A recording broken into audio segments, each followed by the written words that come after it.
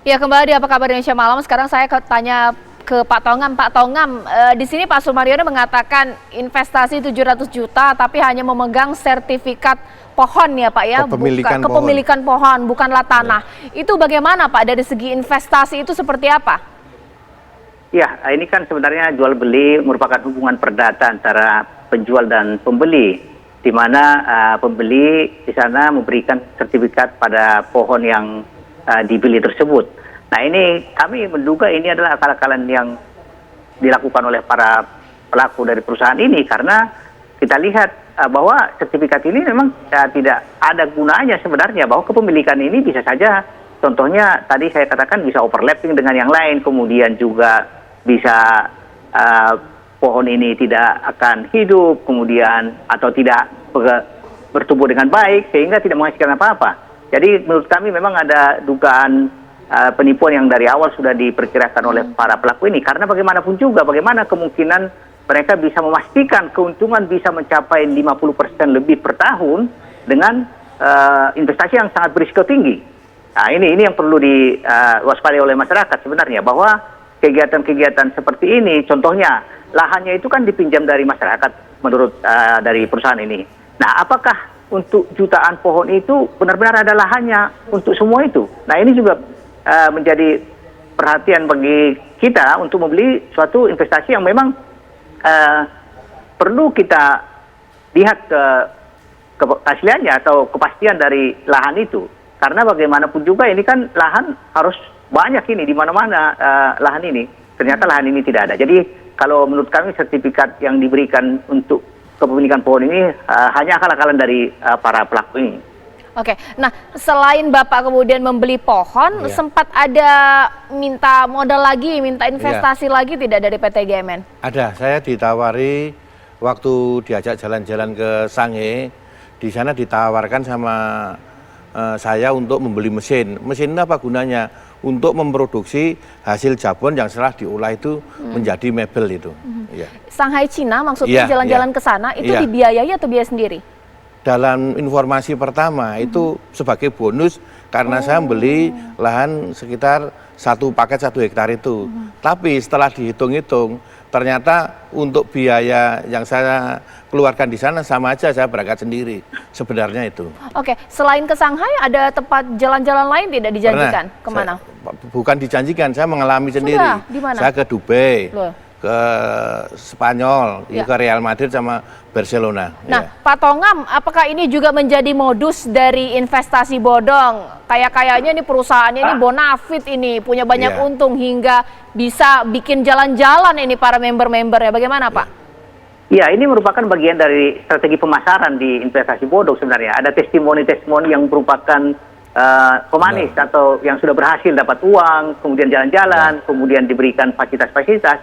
Ini tentunya bagian dari pemasaran mereka. Karena kalau kita lihat skema yang dilakukan dalam model bisnis ini adalah dalam jangka panjang tidak mungkin akan bisa bertahan lama kalau peserta yang membayar pohon jabon ini berhenti, tidak ada. Buktinya sampai sekarang ini mungkin para member tidak ada lagi yang masuk sehingga mereka kewalahan untuk membayar operasional mereka. Oke, Pak Sumaryono, ini kan skemanya kan Ponzi atau member GMN. Berarti Bapak sempat cari orang buat nanam investasi di GMN? Kebetulan saya hanya aktif pasif aja, tapi teman-teman saya banyak yang mengajak teman-temannya untuk bergabung di bisnis sabun ini. Apa yang dijanjikan kalau dapat member lain untuk investasi? Dapat bonus, jadi dapat peringkat sampai diamond itu, pangkat dapat bonus itu sampai ratusan juta. Oke, hampir ratusan. Paling banyak berarti korbannya di daerah? Di daerah Kaltim. Wah. Kaltim ini yang istilahnya yang disebut kelas kakap gitu loh ya.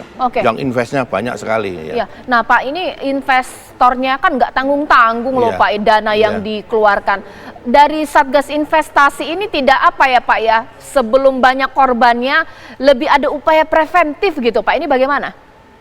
Iya benar Bu, jadi dari Satgas Investasi memang kita lakukan tindakan preventif dalam rangka edukasi kepada masyarakat. Jadi sebelum masyarakat masuk ke investasi, kami selalu mengatakan kenali 2L. Jadi masyarakat kita kalau ada iming-iming imbal hasil tinggi, cepat kaya, cepat dapat uang dalam waktu dekat tanpa risiko, kenali 2L. Jadi kita lihat legalnya dan logisnya. Legalnya artinya perusahaan-perusahaan itu harus ada izinnya, semua izin-izin yang terkait dengan kegiatannya. Kemudian secara logis, rasionalitas timbal hasilnya. Tidak masuk akal sebenarnya kalau umpamanya kita nanam pohon kemudian dapat lebih dari 50% per tahun, yang risikonya sangat besar.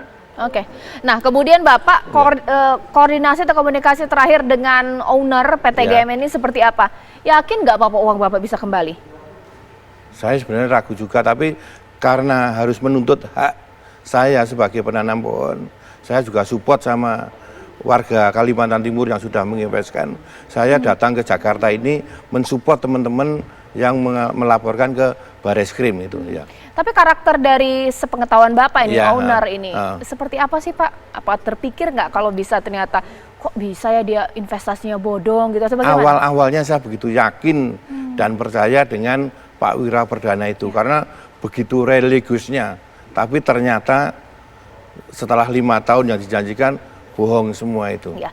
Pak Tongam, kalau misalnya kita mau terang-terangan lah, kalau sudah begini skemanya, korbannya, kerugiannya, bisa kembali nggak ya Pak ya uangnya para investor ini Pak? Ya, pengalaman kita pada beberapa investasi ilegal yang ditangani proses hukum, seperti contohnya Pandawa Depok, Dimprov Freedom, KSI Cirebon, ini memang tidak mungkin kembali uangnya sampai 100%. Dan kalau kita lihat rata-rata paling 10-15%, itu pun kalau ada uangnya. Karena uang ini sudah digunakan oleh para pelaku ini untuk kegiatan yang berada di luar kegiatan utamanya.